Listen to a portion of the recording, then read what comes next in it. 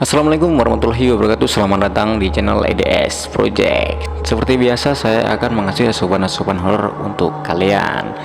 Di video kali ini saya akan menceritakan tentang seorang security yang kerja di gedung tua, dan di situ dia diganggu oleh roh-roh penunggu gedung tersebut. Dan gak usah lama-lama lagi, siapkan cemilan, gorengan, dan anu-anu kalian. Dan inilah ceritanya. Cerita diawali seorang security, kita sebut saja si Gary. Pada tahun 2013 dia resign karena ibunya sudah tua dan sudah sakit-sakitan. Tapi kebutuhan Gary semakin banyak dan dia pun harus mencukupi kebutuhan itu, sedangkan si Gary tidak bekerja lagi atau pengangguran. 1 minggu kemudian si Gary ditawari kembali bekerja di tempat kerjanya dulu. Tetapi Gary ditempatkan gedung yang berbeda. Gedung ini yang terkenal sangat angker. Gary pun awalnya merasa takut, tetapi kebutuhan dia semakin besar. Terpaksa dia mengambil kerjaan tersebut. Saat Gary survei ke lokasi, Gary pun merasakan ada keanehan.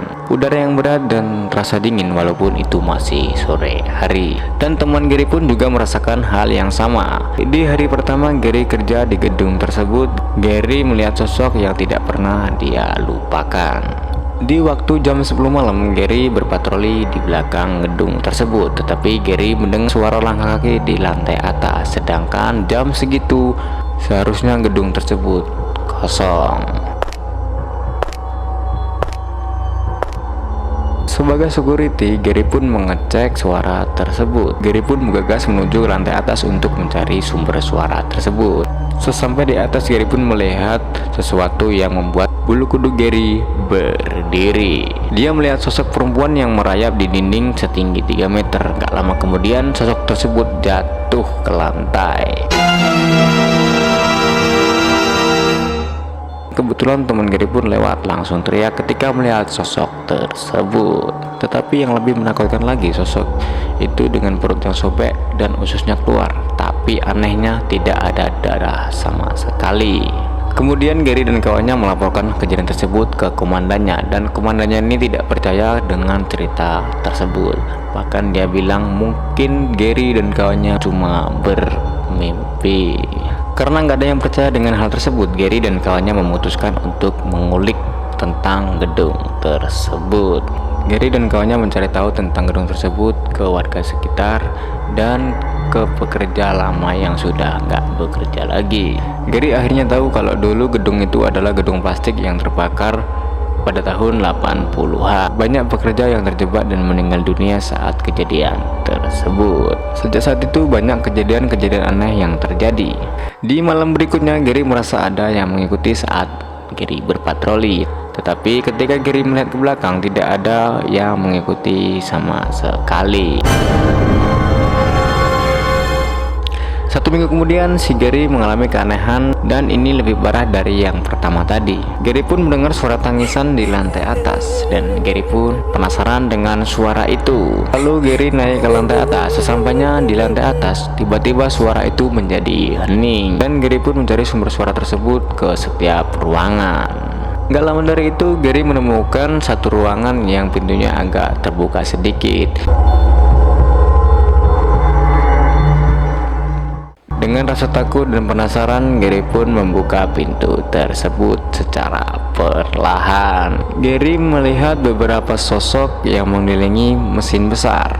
Tiba-tiba sosok tersebut menatap ke arah Gary dengan tatapan kosong, dan sosok tersebut langsung berteriak dengan suara yang sangat cukup keras dan menggema.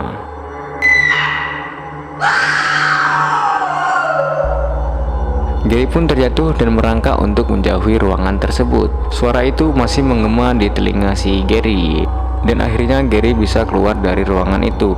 Lalu dia berlari sekuat tenaga ke lantai bawah. Dia nggak peduli dengan suara langkah kaki yang mengikutinya. Setelah itu Gary menceritakan kejadian itu kepada temannya, dan Gary dan kawannya memutuskan untuk meminta bantuan ke seseorang dukun.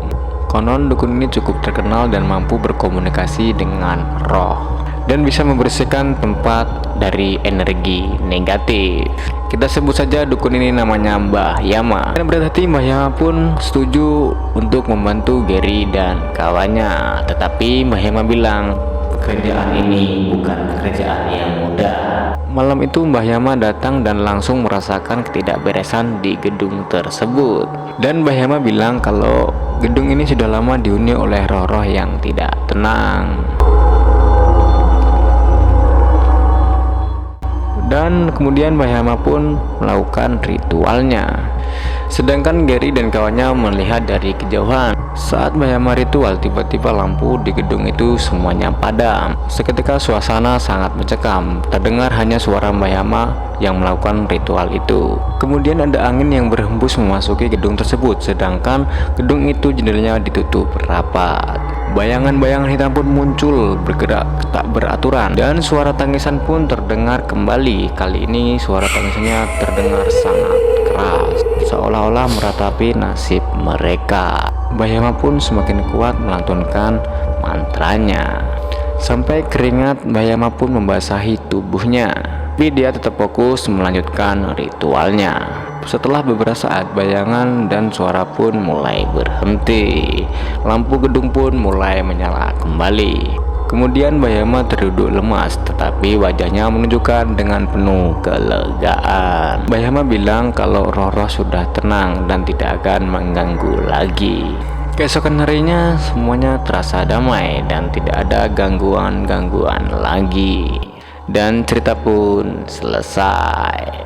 Untuk kalian yang punya pengalaman dan ingin diceritakan di channel ini, bisa banget tulis pengalaman kalian dan kirim ke email yang ada di deskripsi. Terima kasih sudah menonton video ini sampai habis. Sampai bertemu di cerita selanjutnya.